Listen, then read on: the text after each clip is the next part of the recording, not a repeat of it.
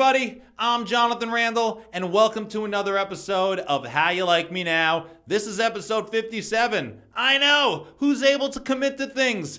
This guy.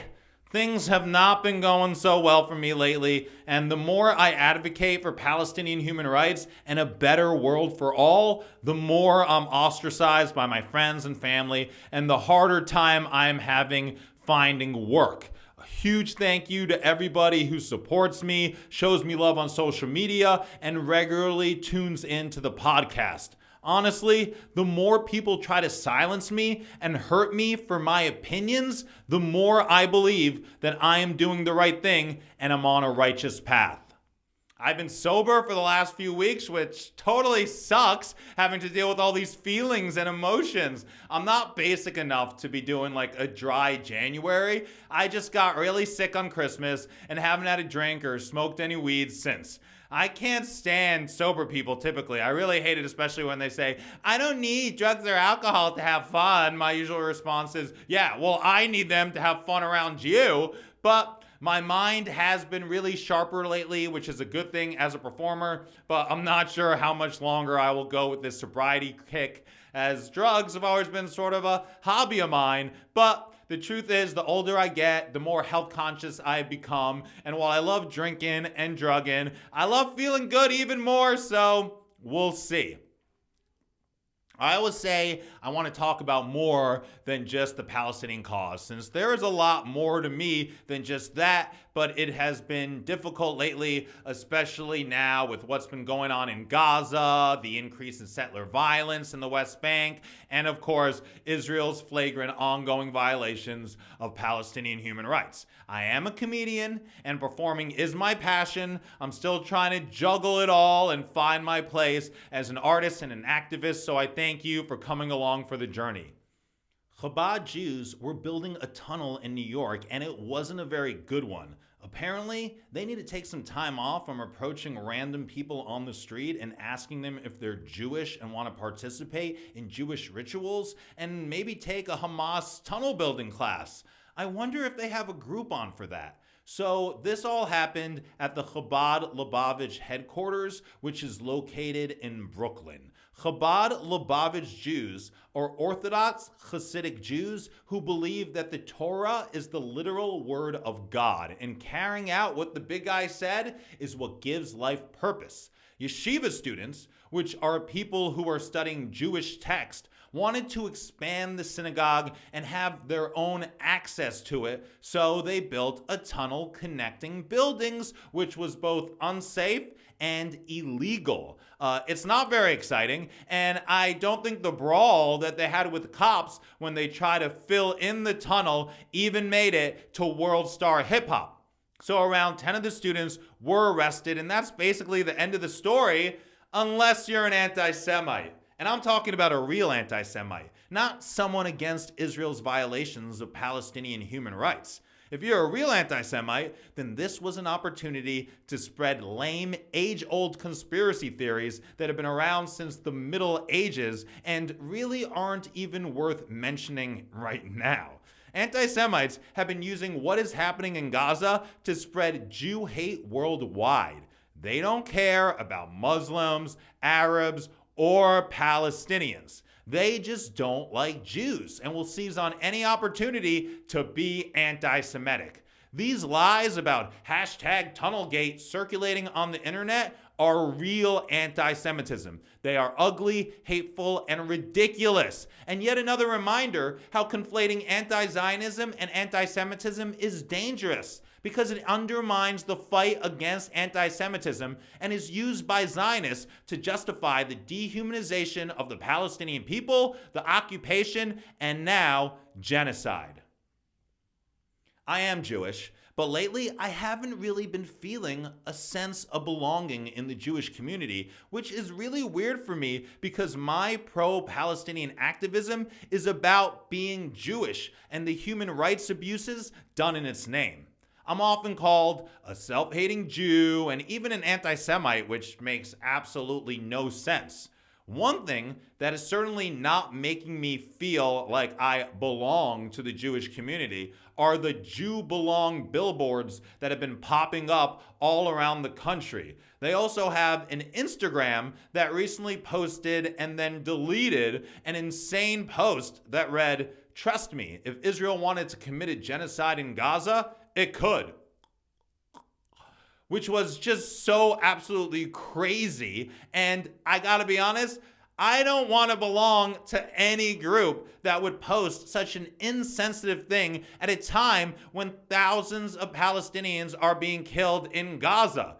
JewBelong really should change its name, because Jew don't belong if you don't blindly support the state of Israel. Yeah, it's a place for all Jews where a Jew is a Jew as long as you agree with their political views. If not, they aren't only happy to tell you that you don't belong, but they will put up a billboard saying so. Turns out, not all Jews belong, and they should change their name to Jews for Genocide. The U.S. Secretary of State, Anthony Blinken, told Israeli leaders this week that they need to stop killing and hurting civilians in Gaza, and that they need to start making a serious effort to create a Palestinian state. Finally, this guy is making sense. Now, he just needs to stop talking and start taking action, like ending all funding to Israel. Your words are nice, but time to put the American taxpayers' money where your mouth is and stop all funding to Israel as long as there is settler violence, civilian casualties, and until there is an independent Palestinian state. Free Palestine. The death toll in Gaza has surpassed 23,000, and according to the World Health Organization Emergency Medical Team's coordinator in Gaza, Israel is denying access to relief trucks and the health system is collapsing. Barely a third of the hospitals in Gaza are even somewhat functioning. The people of Gaza have lost their homes, they have lost their loved ones, they have no place to go, inadequate supplies, extremely limited medical care, and can't even seek refuge at hospitals. 1 in 100 Palestinians in Gaza has been killed since October 7th, but there are people out there that want to lead you to believe they are the bad guys. In the West Bank, Israeli forces shot and killed a 4-year-old girl this week, and the bullet sure as hell didn't travel all the way from Gaza.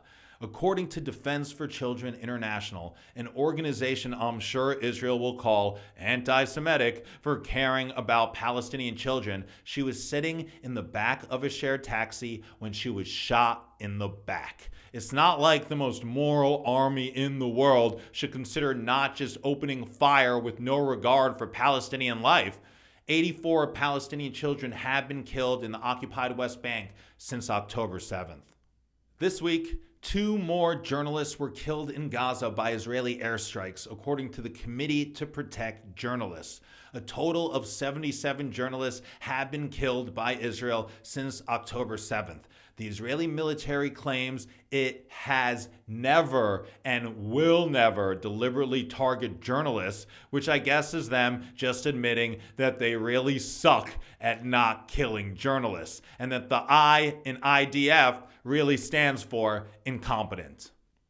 Last week, 3 Palestinians were shot and 1 was killed in the West Bank by Israeli soldiers for no reason. Sounds like a typical day in Palestine. Israel claims that they were throwing explosives, but not according to the video of the murder that has been investigated by the Associated Press.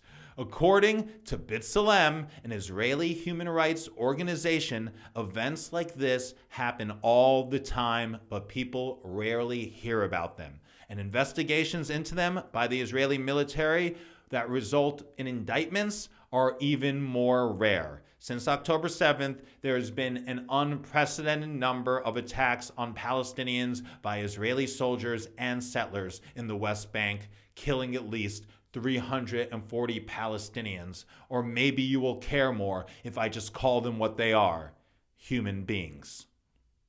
It is finally being more widely reported that on October 11th, There was a deadly attack by masked and armed Israeli settlers on Palestinians in the West Bank that killed 3 Palestinians, including a 17-year-old who they shot in the back.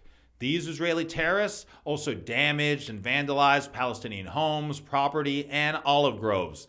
Like most settler attacks on Palestinians in the West Bank, these violent terrorist settlers have faced zero consequences and even committed their hideous crimes while Israeli soldiers stood by and watched, which is something they do regularly during settler violence and has been well documented.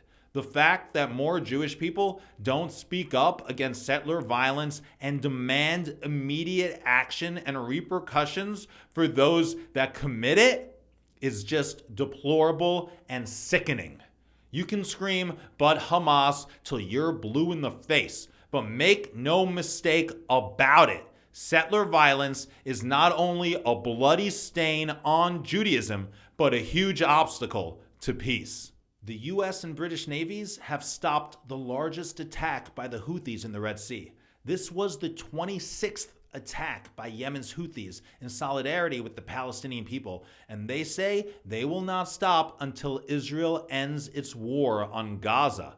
They have seriously disrupted international commerce in the Red Sea, which makes up 15% of the world's shipping traffic, and are having a significant impact on the global economy without killing anyone. If you're not following me on social media, please do, at Jonathan Randall. TikTok has been super lame lately and is suppressing my content, so please hit me up on Instagram. I'm starting not to be so shy about promoting my Ko-fi page. I've been a bit reluctant to promote it on social media because I'm fully aware that there are people out there that are way worse off than I am, but I am trying to get over that in the new year. Many comedians and artists have subscription-based services, and if you like what I do and want to see more content from me, then please support my work by becoming a member. If only 3% of my followers joins the $2 a month tier, I could focus on creating more of the content I want to make. You will become a part of the community I am trying to create. I will be posting more exclusive content, and depending on which tier you join, you could have better access to messaging me directly and even request topics for me to discuss on my podcast and make videos about. I would love to have you there. The link is ko-fi.com/Jonathan Randall. That's ko-fi.com/JONATHANRANDALL. I will put the link in the description. I want to thank all my supporters for all the kind messages and comments they've been sending my way. And of course, a special thank you to all the people who have already joined my Ko-fi and have been so incredibly generous with me. I am a comedian and an actor and a writer and just overall creative. So if anybody out there has any opportunities for me or wants me to come do a show, please hit me up at bookings@thatjonathanrandallguy.com. I recently posted on social media about having a hard time finding work lately, and I am so grateful for the outpouring of support I have received. It has always been really, really hard for me to ask for help, and it was not easy to make that post, but if you don't ask for it, you'll never receive it, and I am done just waiting for opportunities to come my way. I want to make them happen. Thanks for tuning in. I'm Jonathan Randall. How you like me now?